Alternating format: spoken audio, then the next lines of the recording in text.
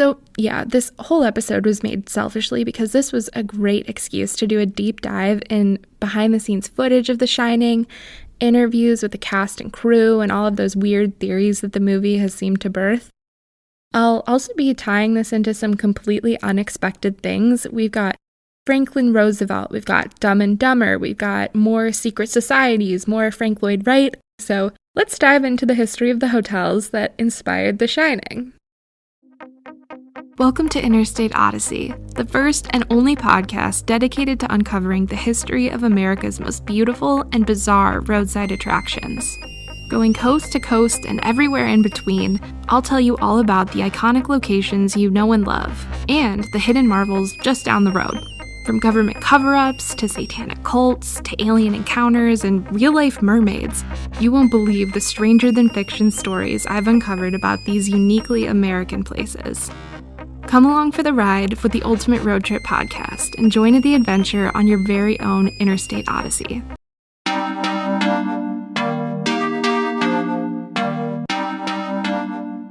Hi everyone, and welcome to episode 3. Let's just jump right in. I hope everyone's week has been going well. And I'm going to tell you guys a little bit about what I've been up to. A couple of weeks ago, since I spend all of my time in our apartment watching movies at this point, thanks COVID, I turned on the 2018 film adaptation of Stephen King's sequel to The Shining called Dr. Sleep. The movie was pretty good, but the set design and meticulous replication of the original set in Stanley Kubrick's 1980 film, The Shining, was stunning. I worked in film production design and art direction in my pre-COVID life, so I've always been fascinated by the process that directors and production designers use to come up with these immersive worlds, and a perfect example of this is the Overlook Hotel. Also, The Shining is a movie that I just watch over and over and over again, and I'm like weirdly obsessed with it. Plus, I just found out while researching for this episode that HBO has ordered a new show from Bad Robot and J.J. Abrams called The Overlook, so I figured this would be a great primer for the upcoming HBO treatment that this horror mainstay is about to get. The Shining was made in 1980, long before Google was even a concept, so finding inspiration had to come from boots-on-the-ground scouting and research instead of relying on internet search engines for reference materials. With that idea in mind, I decided that a great way to incorporate my love of film into my love of roadside attractions would be to cover the hotels that Stephen King and Stanley Kubrick used as inspiration for the book and subsequent film. This week, we'll be going west, visiting locations in Oregon, Colorado, and California as we uncover the roots of one of the most frightening, iconic locations in movie history.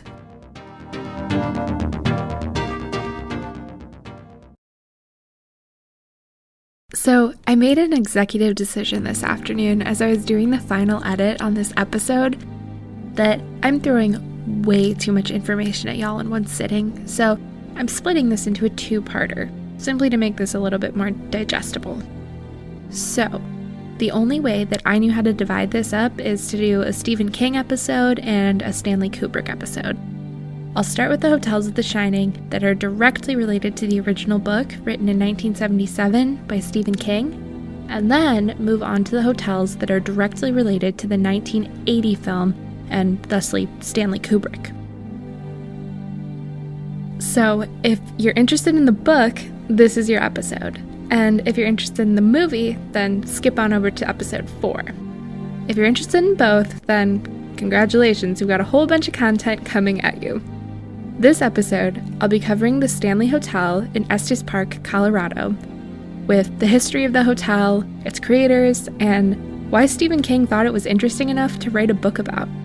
Let's dive in. And, obligatory plug here, but if you're enjoying this content even a little, please make sure to rate, review, and subscribe to Interstate Odyssey. The general synopsis is that Jack Torrance, played by Jack Nicholson, takes a job as the off-season caretaker of the isolated Overlook Hotel, located in the Rocky Mountains, as an opportunity to finish the book he's trying to write. He brings his wife, Wendy, played by Shelley Duvall, and his son, Danny, played by Danny Lloyd, who has a supernatural telepathic ability called The Shining. Jack's mind quickly begins to unravel as he and his family find more and more anomalies and horrors throughout the expansive hotel that they're all alone in. It's a story that revolves around the location it takes place in, making it clear that the hotel is the root of these hauntings, and the ultimate reason for Jack's descent into madness. So, how did the Overlook Hotel come to be? What went into the formation of scenes from the book and movie that can only be described as iconic? And just one more thing that I figured I should mention, since this is episode 3 already, that I'm making this podcast completely on my own. I do all of the audio engineering, the script writing, recording, distribution, whatever, basically at my kitchen table. So if I get any dates or locations messed up, please bear with me. I'll do my best to correct as I go, but yeah, this is a one Soph show for now, which means I might slip up every once in a while, but back to our regularly scheduled program. So the first hotel we're going to cover is the Stanley Hotel in Estes Park, Colorado. I actually did my freshman year orientation in Estes Park after being accepted to Colorado State University, so this particular place is very special to me, in spite of the fact that I got altitude sickness and I'm absolutely garbage at hiking up or down mountains. I still love it. The first date we're going to cover is 1874. A guy that went by the name of Wyndham Quinn, yes, that's his real name, double Wyndham, one with an I, one with a Y, purchased 15,000 acres of land in Colorado for a game park and built a small tourist hotel there as well. Even though he went by the title Wyndham Quinn, he was also referred to as the 4th Earl of Dunraven. This dude has a surprisingly long Wikipedia page for someone that I have literally never heard of, but duh, this guy is basically the reason that we now have Rocky Mountain National Park. He also has some streets named after him in London, as well as Dunraven Pass in Yellowstone. There's even a Dunraven Peak near Yellowstone as well, in the Washburn Range. And last but not least, since I'm an art person, this made my ears perk up. He commissioned paintings by Albert Bierstadt of this land with the intent to hang them in his schmancy castles back in the UK. And thanks to that, we now have some really fab landscapes of this area that we know as Estes Park. Look them up, they're breathtaking and a really good reminder of the incredible land that we need to protect now more than ever. But eventually, the Earl of Dunraven sold his property in the early 1900s because of the increasing interest from encroaching settlers that he frankly didn't want to deal with. So this is where our story of the Stanley Hotel starts. But first, I'm going to give you a little background about the creator of the place, Freeland Oscar Stanley. He was born and raised in Maine, of course, which bolsters my theory that Stephen King might be a time traveler, which is why he's able to come up with so many story ideas because, as we all know, he's from Maine too. Anyways, he was born June 1st, 1849. So, right after the Earl of Dunraven initially purchased the land in Estes Park. He grew up with many other siblings, including a twin brother named Francis. Now, Francis and Freeland were apparently quite enterprising young lads because they went into business together when they were 9, refining maple syrup and selling it to people. A theme that really seems to connect roadside attractions is just these wicked smart people with no outlet for that intelligence, or maybe not the right outlet for them to share their intelligence. Anyways, Freeland and Francis were clearly on their way, and by the time the boys graduated from what we now know as the University of Maine Farmington, they had plans of being educators. I think some of their inexhaustible motivation was due to the fact that they had to have a very active lifestyle after suffering from tuberculosis as children. Somewhere in their college years, Francis decided school wasn't his thing, so he decided to drop out and create a whole new method of developing photography called dry plate. Well, okay, that's not true. This was kind of a forward sort of thing where dry plate techniques had actually existed for quite a while, but Francis figured out how to make this mass production friendly, and the Stanley Dry Plate Company had begun. The brothers didn't stop there, though. Soon after the Stanley Dry Plate Company was started, Francis began development of a motorized carriage that was powered by steam. I guess Freeland was more of the execution than the idea guy because his brother Francis was just coming up with new innovations seemingly left and right. By the time Freeland was 54 and had multiple successful family companies under his belt, He was struck with a flare-up of tuberculosis that he had suffered from as a child. This is when the idea of Colorado was brought up to him, mainly for its dry mountain air and abundance of sunlight. I used to live in Colorado, and I genuinely think moving to Colorado is an upgrade from any other state in the lower 48. I mean, I know I'm biased, but it's so beautiful. And just like Philadelphia, it's always sunny. Now he was in Colorado, loving life, and thought it would be a great time to upgrade this untamed wilderness and put in a fancy summer house for him and his wife Augusta. The original house was built in a colonial revival style by Stanley's friend Henry Lord Cornwallis Rogers, who I can't find a goddamn thing about him other than he designed the Stanley's original house, and calling him Lord Cornwallis makes this seem like it took place in the 1700s and not at the turn of the last century, so maybe I should just leave that part out, I don't know. Anyways, the actual Stanley Hotel was built after Freeland and his wife Augusta were like, okay, it's beautiful here, but we're bored. So they employed the help of Robert Weiger, local Denver architect, to come on board and build the Stanley Hotel as we know it today. So they and other Tony East Coasters could take in all of that good air Colorado had to offer. In 1907, the property that was formerly owned by the Earl of Dunraven was split between B.D. Stanford and, of course, our friend Freeland Oscar Stanley. The hotel looked anachronistic in this primarily uninhabited area of Colorado at the turn of the century, what with its indoor plumbing, electric lights, and other high society East Coast amenities that were at guests' fingertips.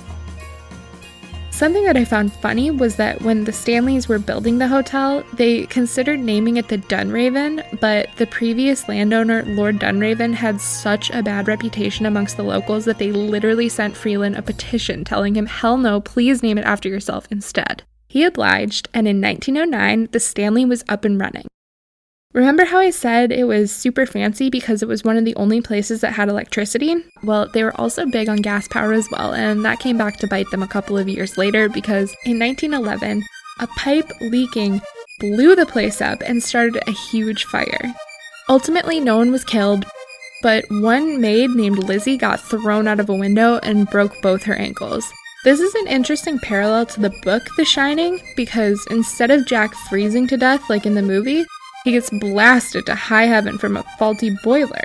Something that I didn't love about the Stanley, but totally understand, is that they really play up this event and kind of tie it back to why the hotel is definitely maybe haunted. I'm not quite sure who would be haunting it though, because nobody died in the explosion, but whatever, I get it. Actually, the more I read about the Stanley and its creator Freeland, this hotel seemed like the opposite of a haunted house and more of this cool, innovative wellness retreat at the time. Freeland and his wife Augusta even lived into their 90s and died within less than a year of each other, which is more Notebook than Haunted Mansion.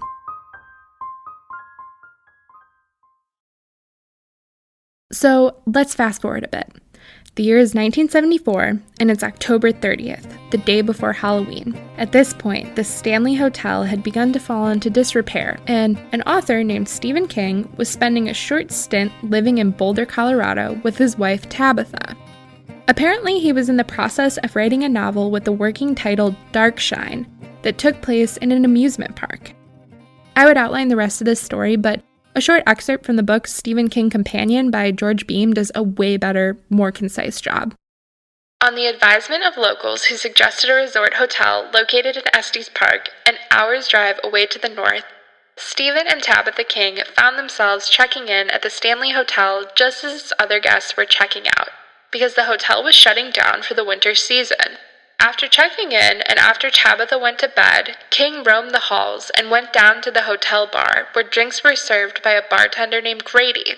As he returned to his room, number 217, his imagination was fired up by the hotel's remote location, its grand size, and its eerie desolation. And when King went into the bathroom and pulled back the pink curtain for the tub, which had claw feet, he thought, what if somebody died here? At that moment, I knew I had a book. King also characterizes the trip in a couple different interviews, noting that he and his wife were served dinner in an empty dining room accompanied by canned orchestral music. He was quoted saying, "Except for our table, all the chairs were up on tables, so the music is echoing down the hall, and it was like God had put me there to hear and see those things.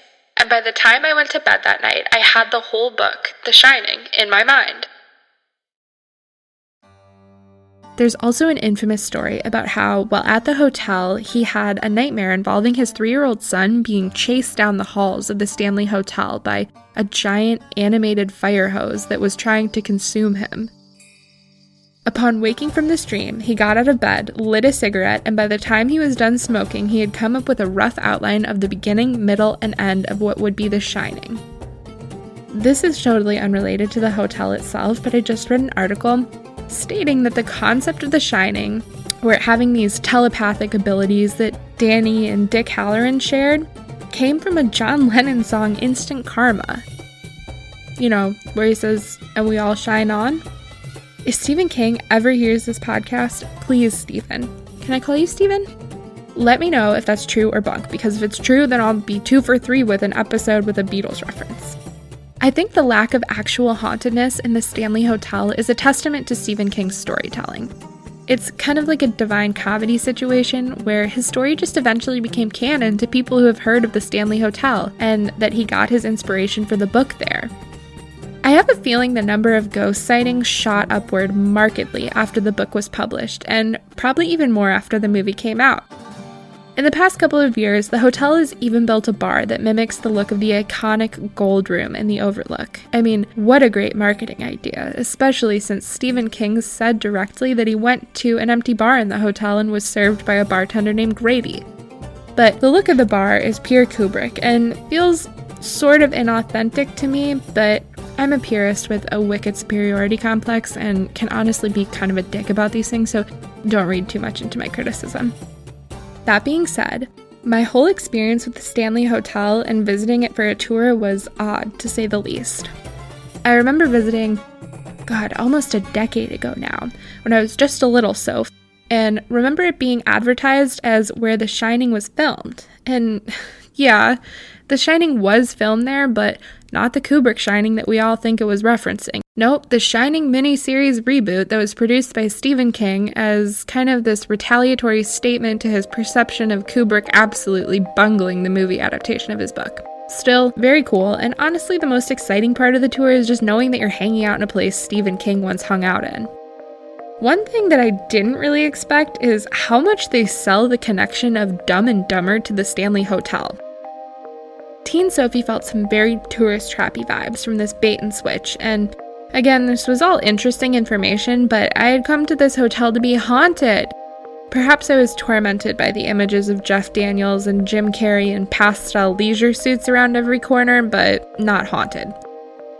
I think I left wanting more because the hotel lacked tangible connection to The Shining as we know it, which was more of a me problem than the hotel itself.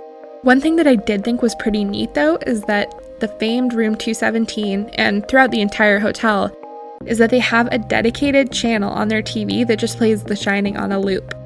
And I know it's shitty to think about the fact that this place isn't as haunted as we want it to be, but I figure I respect my listeners enough not to try and fool them. It also makes me think about how much dark tourism has become a thing in the past couple of decades, when before it was actually a detractor if something was labeled as haunted. In 2020, we're experiencing such a fascination with the occult and hauntings that real estate agents can literally sell property based on how haunted a place may or may not be. Luckily, I'm not trying to sell anyone the Stanley Hotel, so I don't feel too bad saying that when I was here, I didn't feel any haunted vibes, even though I desperately wanted to. And one last thing. The Stanley Hotel is known for being the inspiration for The Shining, obviously, but did you know that it is often misattributed as the inspiration for another wildly popular Stephen King book? On the Stanley Hotel's property, there was a pet cemetery located on the hill, leading readers to suspect that this was the one that Stephen King was writing about when he wrote his book, Pet Sematary. The reality is that he was inspired by a pet cemetery in his family's backyard in Maine, of course.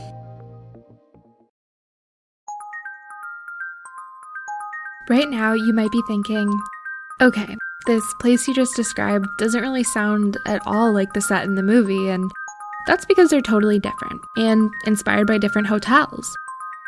Check out part 2 to learn all about why Kubrick deviated from the original book, what led him to those choices, and the history behind the hotels that inspired a horror movie that still terrifies viewers.